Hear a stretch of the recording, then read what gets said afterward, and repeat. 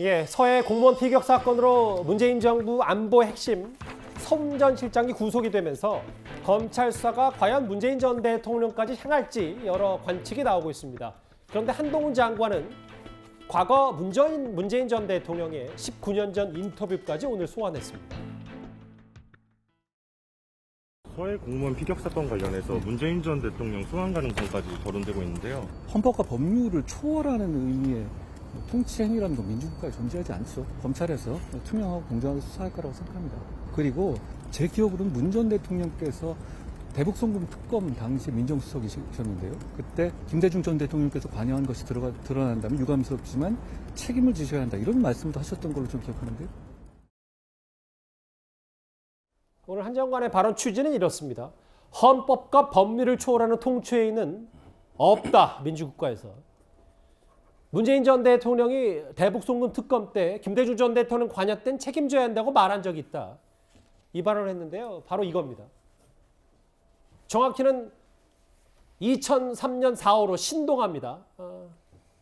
문재인 당시 청와대 민정수석 특검 결과 불법이 드러나면 DJ도 책임을 져야 한다고 했다. 이 발언을 한동훈 장관이 인터뷰 내용을 소환했는데, 그러니까 문 전 대통령도 이렇게 얘기했으니까 뭐 원리 원칙에 따라서 만약에 불법이 드러나면 문 전 대통령도 책임져야 된다. 한동훈 장관의 취지가 조 의원님 이겁니까? 제가 좀 오늘 한동훈 법무장관 이렇게 국회 들어오면서 했던 얘기 들으면서 좀 놀랐는데요. 사실 제가 그 문재인 대통령이 이번에 감사원 서면 조사를 불응했을 때 저 신동아 기사를 찾아서 제 페이스북에 띄워놨었어요. 왜냐하면 2003년 3월, 그러니까 노무현 정부 출범 직후에 당시 민정수석이었던 문재인 대통령이 대북송금 특검에 대해서 필요성을 주장하면서 김대중 정부와의 차별화를 극도로 꾀한 거예요. 그때 뭐라고 했냐면 대북송금에 대해서 김대중 대통령 측의 해명이 충분하지 않다. 그리고 불법이 드러나면 김대중 대통령이 책임을 져야 된다. 책임 있는 인사들, 여기에는 김대중 대통령도 포함이 된다. 김대중 정부의 지휘 고하를 막론하고 응분의 책임을 져야 된다. 김대중 대통령의 직접 관여가 드러나면 DJ도 책임져야 된다. 이 얘기를 했어요. 그리고 이것이 신동아에서 그때 특집으로 인터뷰를 했었거든요. 그렇기 때문에 저는 이 발언을 끄집어내서 그렇다면 그때 문재인 대통령은 DJ에 대해서 이렇게 얘기를 했는데 본인이야말로 지금 내로남불하는 것 아니냐 이렇게 지적을 했는데요. 오늘 한동훈 법무부 장관이 정확하게 그 점을 끄집어내서 기자들한테 다시 한번 환기를 시킨 겁니다. 조금이라도 부정한 게 드러나면 그거는 뭐 통치행위라고 간주할 수 없기 때문에 헌법과 법률에 따라서 다스려야 된다.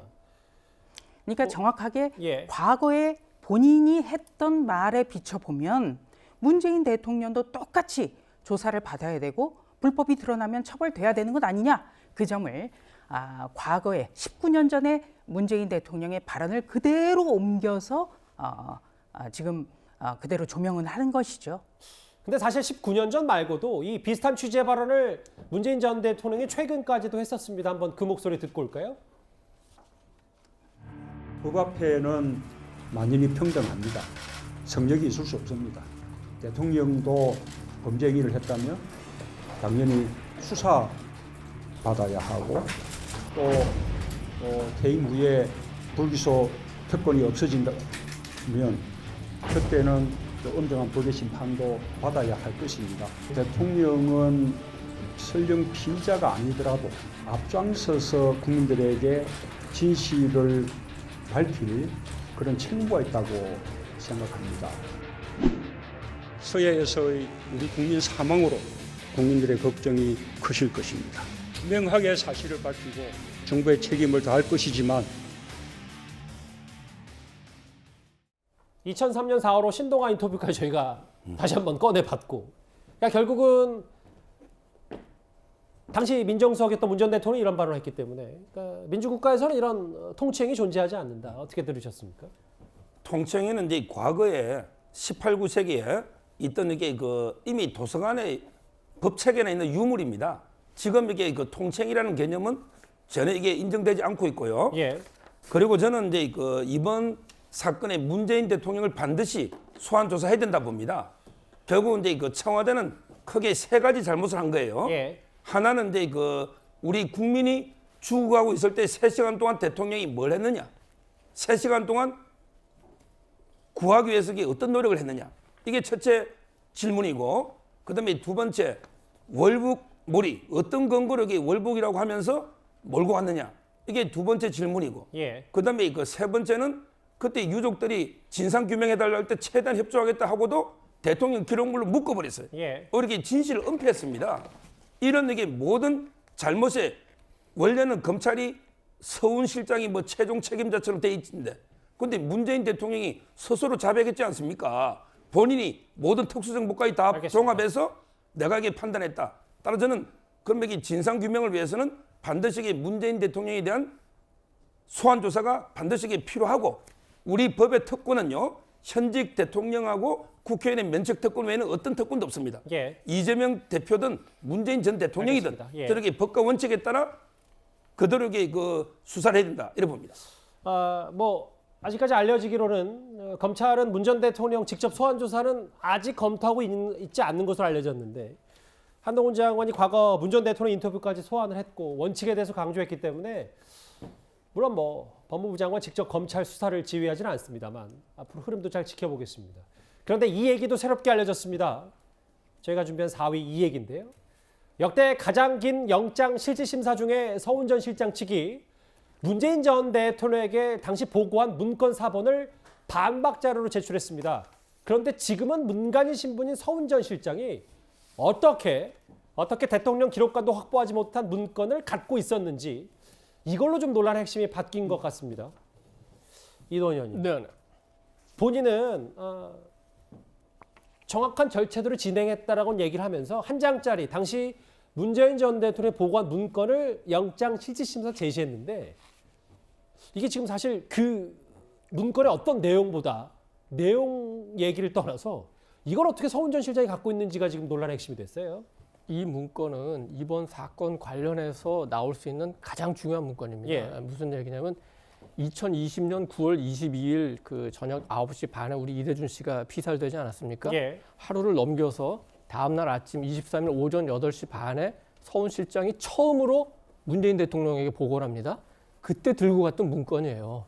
그래서 이 사건의 흐름이 여기 잘 나타나 있는데, 아까 그 내용에 대해서도 잠깐 우리 김 앵커가 지적했는데 굉장히 중요한 내용 두 가지가 있습니다. 첫째는 저 문건에 표류라는 그 단어가 나옵니다. 그러니까 서해상에서 그 우리 이대준 씨가 월북한 게 아니라 실족해서 추락해가지고 표류했을 가능성이 굉장히 크다고 애초에 본 거죠. 그러다가 북한군에 발견됐다는 거고, 두 번째는 예. 서훈 실장이 북측이 이 씨를 구조할 것으로 판단했다는 내용이 저 안에 들어 있습니다. 그러면은 지금 문 대통령은 서훈 실장이 최고의 북한 전문가라고 하지 않았습니까?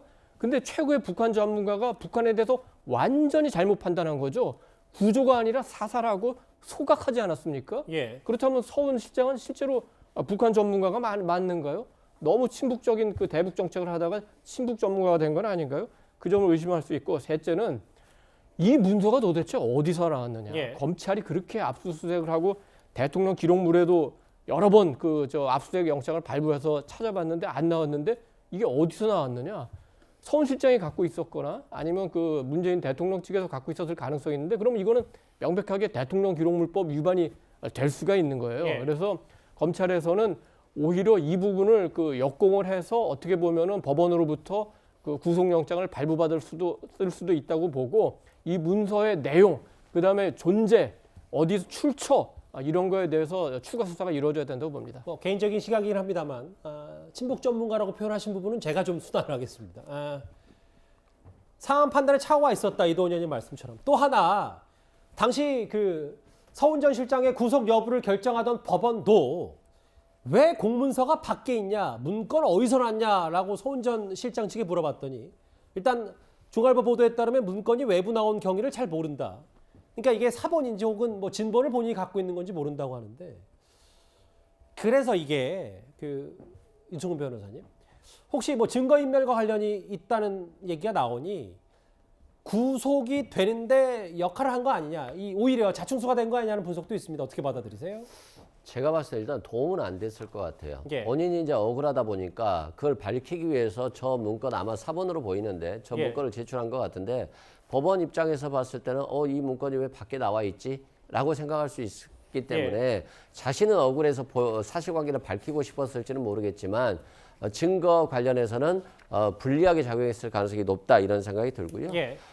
이동 의원님 말씀해 주셨는데 사실상 북한에서 월북자들에 대해서 총살을 한 적이 없어요. 그리고 또 월북자들에 대해서 국가가 보호조치 의무를 취한 적이 한 번도 없어요. 그렇기 때문에 북한에 월북을 했는데 북한에 의해서 사살될 것이라고 예견하기에는 굉장히 어려운 측면이 있고 그래서 결과론적으로 보면 서훈 장관이 판단을 잘못했다고 볼 수는 있지만 그 당시에 예견 가능성으로 봤을 때는 굉장히 어려운 구조였다 이런 생각이 들고 예. 또 이원석 검찰총장이 문재인 전 대통령에 대한 수사를 절제하고 있다라고 했는데 예. 절제를 하겠습니까? 수사할 수 있는 증거와 진술이 있다면 검찰은 충분히 수사할 것으로 보여지고 이제까지 뭐 그렇게 민주당을 향한 절제된 수사는 하지 않았다고 보여지고요. 이게 이제 문재인 전 대통령에 대해서 수사를 하지 못하는 이유는 서훈 장관이 1시에 관계장관 회의를 열고 그리고 나서 국방부에서 밈스 정보에서 원본이 아닌 사본이 알겠습니다. 삭제됐기 때문에 그리고 문재인 전 대통령에는 오전 8시쯤에 보고가 됐기 때문에 이것과 관련해 문재인 전 대통령이 관여된 게 없다라고 검찰이 판단하는 것으로 보여집니다.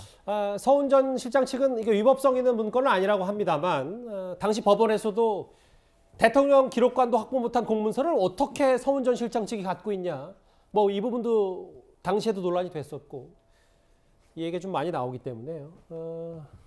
일단 알겠습니다. 이 부분 저희가 한번 서훈 전 실장의 출처 논란 앞으로도 잘 지켜보겠습니다.